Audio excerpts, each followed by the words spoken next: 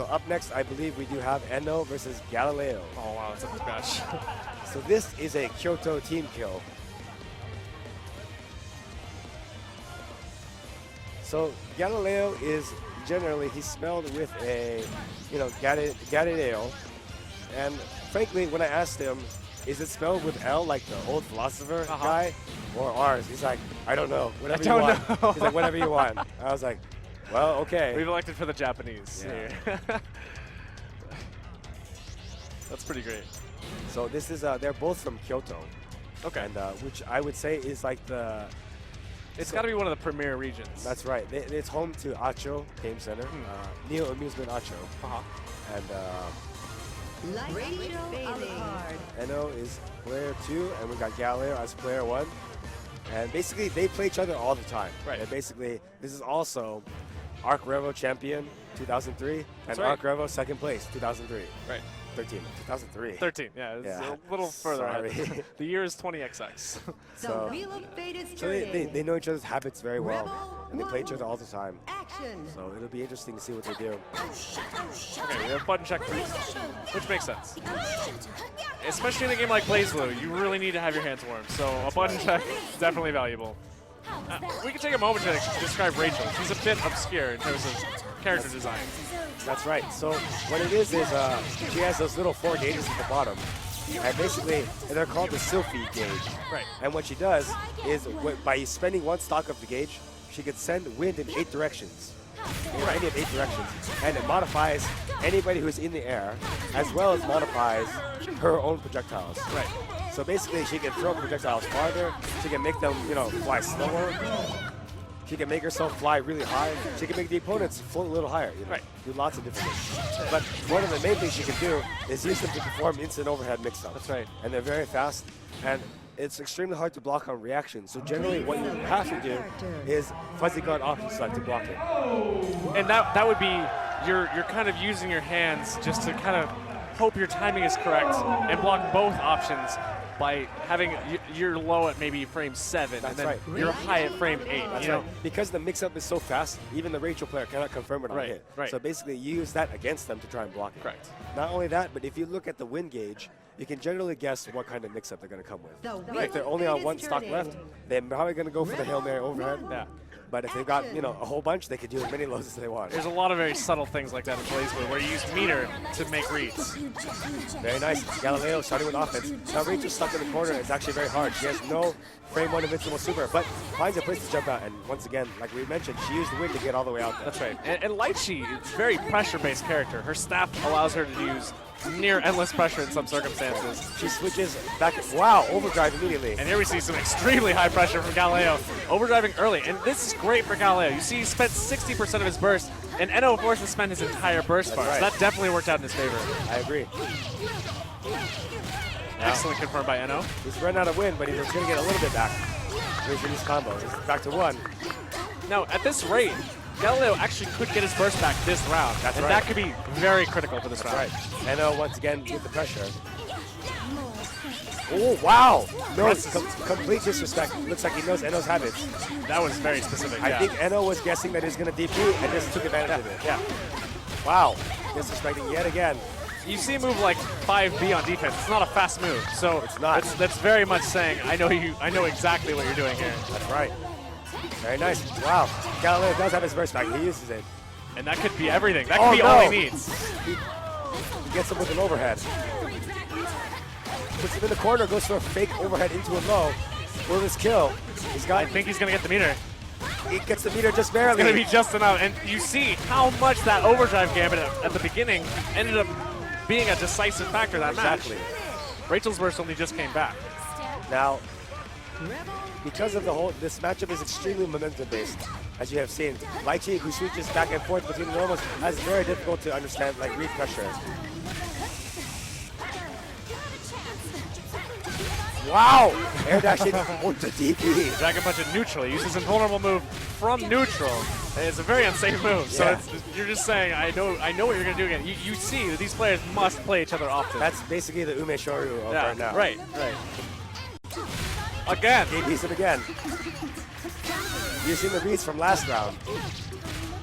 that cat chair is actually guard point fairly early.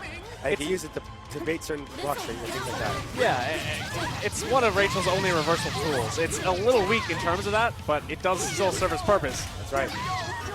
You know, with a corner combo, catches him. Garireo has his burst back, uses it immediately and again.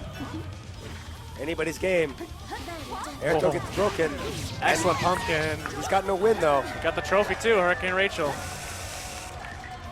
Oh no! Catches him with the 6B, very long poke.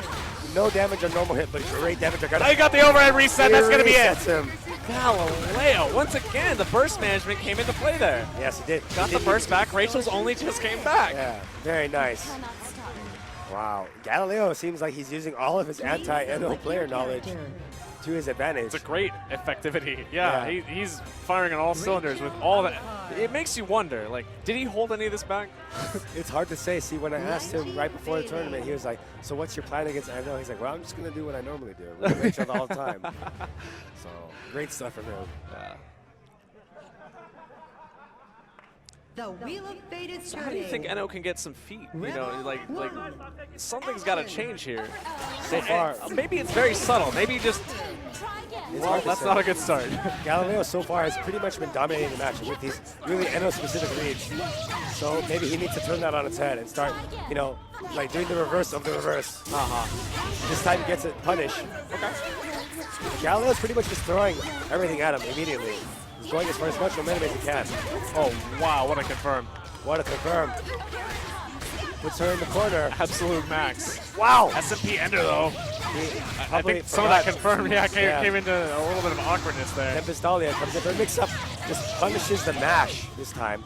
Now, let's just call out her staff. She has no invulnerable move here, except for her super, which she could use. The guard cancel. Very smart. Use 50 meter. You get out of block stun with that. It's a very commonly used high-level blaze move technique. Wow. Especially when, you know, you don't have an invulnerable move. That's right. I teach Tsubame guys, she's only usable when she has her stack on that. Guard, that's a crush trigger. It is guard. It does guard crush you when you don't bury it, but he buried it. Now he's out of barrier. Nice see the crush trigger. He cannot block that because he was in danger mode. He ran out of barrier. That's right. And I love Galileo's patience there because NO didn't counterassault for a long time. That's right. And if he had spent the meter up front and NO had guard canceled there, that would have been a huge problem for him. He would not have come out of that well. But that patience really paid off with that jump. Very nice jump. Catches up with jump D, and he bursts. He needs to win this round. Now that he has spent that burst, wow. That's a huge problem for NO. He's going into the last round down a burst against Garireo, who has won every round so far. That's right, and he almost has his burst back. I bet we'll see another overdrive gambit here. He has so much to gain from it. Right. I think if he does get a hit or a block, he'll try to overdrive. If he gets a hit, doesn't need to overdrive at all.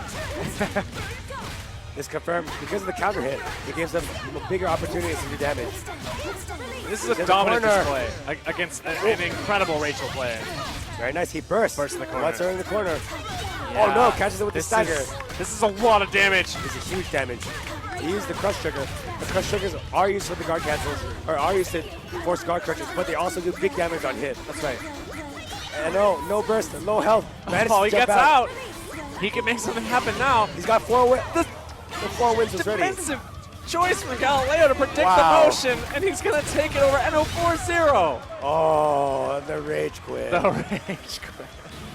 Garireo played a little bit too good, I think. I don't know how you do that against NO. You know, it's often said that they're about the same level, but I think Garireo was just too ready for him. It seems like it. I mean, like you said, he had a very confident answer. Yeah. Not even really going into specifics, just saying, I'm going to do what I do. Exactly. The way he played was incredibly, like, really, really ballsy. Right. Like, he was going for reversal attacks instead of DPing. He just knew, NO's scared. I'm ready to make him block. Right. So he did such a great job, too. I mean, the one thing that I love more than anything that I can really put my finger on is the overdrive gambit in the very first round. You get that momentum, you end up ahead. And in the moment where your opponent's probably still shaky, you know, you're on the Evo stage, everything is ahead of you. You know exactly who you're playing against. Yeah, and you're so far behind right off the start. He absolutely set the pace of the match right there. He's like, basically, as soon as that worked and NO burst and they lost that round, I think that was pretty much downhill for him. That's right. it can be really hard to get any momentum back from something like that.